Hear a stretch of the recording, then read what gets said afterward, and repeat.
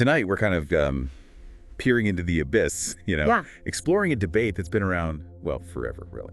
Can science, truly unlock the universe's secrets, or are there some areas where only philosophy can go? It's this dance between knowledge and wonder, and it's captured beautifully in this text we're looking at, the great debate between cosmos and philosophy. Two figures, standing under a sky just packed with stars. Master Cosmos, the star explorer, and sage philosophy, who's more of a thoughtful inquirer. Feels like we're about to see a clash of the titans. And the stakes. Pretty high.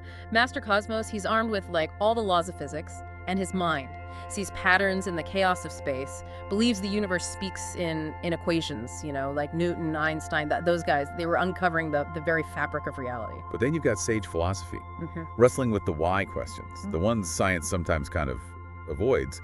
What's our purpose in this whole cosmic scheme? Do things like good and evil exist apart from our minds, or are we just making them up? Exactly. Sage philosophy, he's drawing on thinkers like Plato, Aristotle, Kant. These minds, they grappled with the nature of consciousness itself, how it shapes how we see reality. Can a telescope really see into the human soul? It's such a contrast. Yeah. Master Cosmos, he points to the expanding universe, to the discovery of exoplanets, entire worlds beyond our own. That's proof, he says, of the power of scientific observation. He argues that we humans were stardust too, shaped by the same forces that govern galaxies. And that's where this debate gets really interesting, because those discoveries, they are mind-blowing, right? But sage philosophy, he pushes back, he asks, can knowing we're made of stardust really tell us why we exist? Can an equation explain love, or grief, or the longing for something more? It feels like both of these figures are holding pieces of a puzzle, and neither one can solve it alone. Master Cosmos shows us how the universe works. But then sage philosophy asks, but what's it all mean? Is there inherent meaning built into existence? Or is that something we, as conscious beings, we project onto the world? And here's where we get a hint of, maybe, a turning point. Master Cosmos. Despite, how much he believes in the scientific method, he admits that every discovery just leads to more questions. He can describe the universe incredibly accurately, but through science alone, he can't say why it exists at all. So even the star explorer, he needs the philosopher, right? To grapple with those fundamental mysteries. Is there a point where science just hits a wall?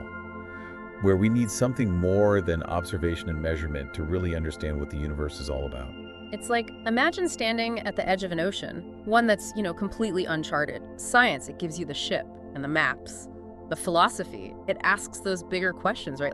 Where should we even be sailing to, and what are we hoping to find? Yeah, and that sense of exploration, it really comes through in how both these figures approach the debate. It's not about one being right and one being wrong. It's more about pushing the limits of what we can understand. Right, exactly. Take this idea of meaning, for example. Sage philosophy, his argument is meaning. That's not something you're going to see under a microscope or calculate with some equation. It's about our values, our relationships, those experiences of awe and wonder. It's about asking, what makes life a life worth living? And that's a question I think we all wrestle with at some point, right? Science can explain how our brains, how they release dopamine when we feel pleasure, but it can't tell us, what really makes us happy or what a good life even is. You got it. And that's where these insights from those ancient philosophers, they become surprisingly relevant. They're reminding us that meaning, it's not just out there, waiting to be discovered. It's something we create through our choices, the things we do. It's remember that quote? I think it was Carl Sagan, something like, we are a way for the cosmos to know itself. And those equations, that Master Cosmos, he loves those. They suddenly take on a whole new meaning. Right? They are not just describing this cold, empty universe. They're describing a universe that can create beings, that can think about it, that can understand it. And that's key, because to sage philosophy, consciousness, that's not just an accident of evolution. It's fundamental to how the universe works. It's through our minds, our ability to ask questions and look for answers, that the universe becomes self-aware. So in a way, both these figures, they're pointing to some kind of partnership. Yeah. Science, it shows us this amazing, complex universe, while philosophy helps us figure out where we fit in all of that, to find meaning in all the vastness. Yeah, and that's where this text starts to hint at them coming together. A realization that these viewpoints, they seem opposite, but they actually work together. Master Cosmos, even with his faith in science, he starts to see the mysteries that science alone can't answer. He realizes that understanding how the universe works doesn't mean you don't need to ask why. It's like he's starting to see the universe as not just this machine, but like a story we're all part of. And sage philosophy, he acknowledges that without science, without those discoveries, our philosophical ideas would just be like guesses and theories. We need that data, those observations, all those things science gives us to connect our philosophical thoughts to the real world. So it's not about picking a side, really. It's about realizing that both perspectives, they help us understand the universe and ourselves.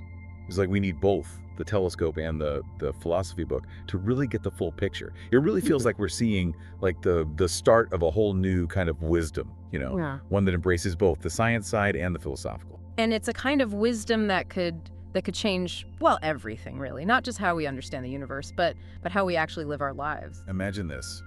The text, it ends with Master Cosmos and Sage Philosophy. They're walking together, side by side, towards the sunrise.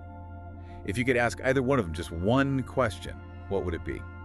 Wow, that's a deep one. I think I'd ask Master Cosmos, knowing all that you know now about how vast the universe is, how complex it all is, does it ever make you feel, well, small, insignificant? Oh, that's really good, because on the one hand, science does show us just how tiny we are, right? Compared to everything else out there. Exactly. But then again, that same science, it also shows us that we're made of the same stuff as stars, that we're able to like figure out these mysteries of the universe. So maybe insignificant isn't quite the right word. Maybe it's more about understanding our place, our unique place in the whole cosmic order of things. Right. We're not just like watching it all happen. We're a part of it, part of how the universe's story unfolds. And that brings us back to what this whole deep dive has been about, right? It's not about saying science is right or philosophy is right. It's about seeing how they both matter, how we need both to explore the universe and figure out where we belong in it. It's about holding on to that sense of wonder, the mystery, that desire to keep learning, to keep searching for meaning. So, next time you look up at the night sky, or you find yourself thinking about the big questions, remember Master Cosmos and Sage Philosophy. Remember that science and philosophy, they can work together. They can even like shed light on each other. And maybe, just maybe, let yourself get a little lost in the mystery. Be okay with the idea that some questions, we may never have all the answers. Because sometimes, it's the journey that really matters, not just the destination. So keep looking up, keep asking those questions, and keep on diving deep.